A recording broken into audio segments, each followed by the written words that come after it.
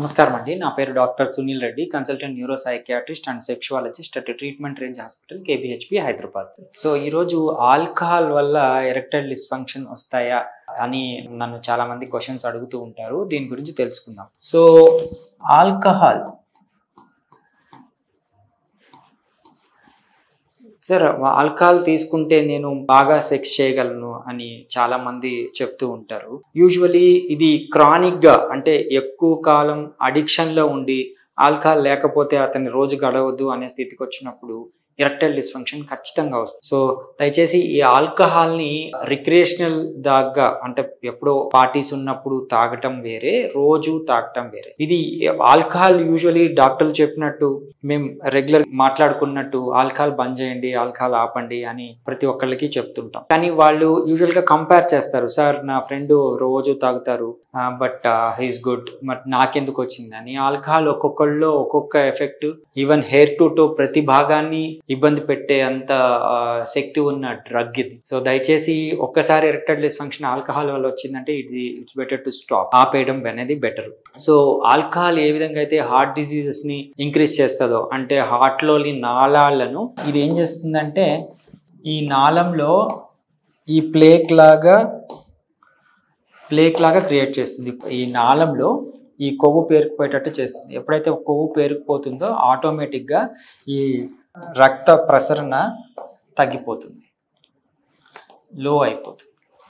ఆబ్వియస్గా ఇది అథెరోస్క్లెరోసిస్ అంటాము.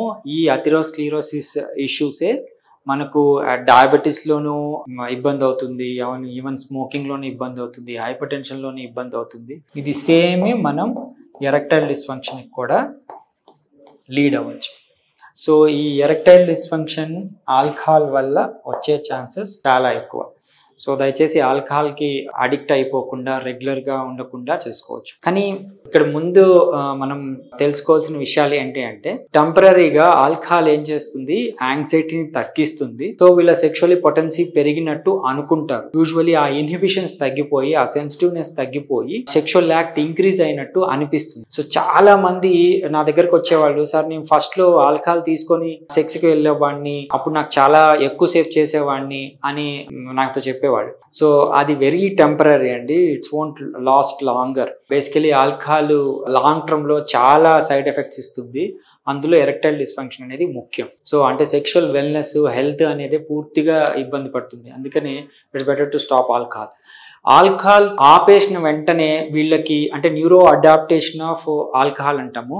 మన బ్రెయిన్ ఏమవుతుందంటే ఆల్కహాల్కి అలవాటు పడిపోతుంది. సో ఆల్కహాల్ని ఆపేసిన తర్వాత మనకు మనిషికి ఇబ్బంది అవ్వటము, నిద్ర పట్టకపోవటం, చేతులు వణకటము అని విత్డ్రావల్ సిమ్టమ్స్ కొన్ని వాళ్ళు ఫేస్ చేయాల్సి వస్తుంది. మరి ఆ విత్డ్రావల్ సిమ్టమ్స్ తాకపోతే రోజు గడవని వాళ్ళు psychiatrist help, de addiction help తీసుకునేసి ఆల్కహాల్ని ఆపటం అనేది మంచిది. సో దెన్ ఆబ్వియస్గా మనం ఎరెక్టైల్ డిస్ఫంక్షన్ని ఈజీగా కరెక్ట్ చేయొచ్చు. సో వీళ్ళకి ఎందుకు ఈజీ అవుతుందంటే, ఎప్పుడైతే ఈ ఆల్కహాల్ ఇండ్యూస్డ్ ఎరెక్టైల్ డిస్ఫంక్షన్ వస్తుందో, సో ఆల్కహాల్ని మనం ఆపుతాము.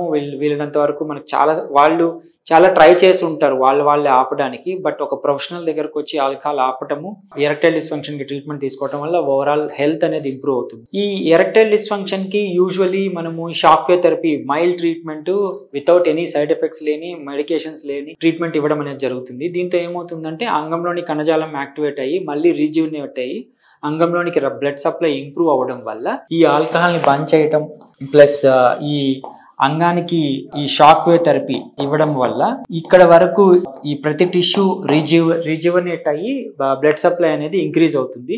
ఎప్పుడైతే అంగానికి బ్లడ్ సప్లై ఇంక్రీజ్ అవుతుందో ఈ ప్లాక్స్ అన్ని కట్ అయిపోయి కొత్త వాస్కులేచర్ డెవలప్ అయ్యి బ్లడ్ సప్లై ఇంక్రీజ్ అయితే ఆటోమేటిక్గా ఎరెక్షన్స్ రీగెయిన్ అవుతాయి. వాళ్ళ ఎరెక్టైల్ డిస్ఫంక్షన్ ఈజీగా కరెక్ట్ చేయొచ్చు, వాళ్ళ సెక్షువల్ లైఫ్ని హ్యాపీగా లీడ్ చేయొచ్చు. సో దీన్ని యూజ్ చేసుకోగలరు. Thank you.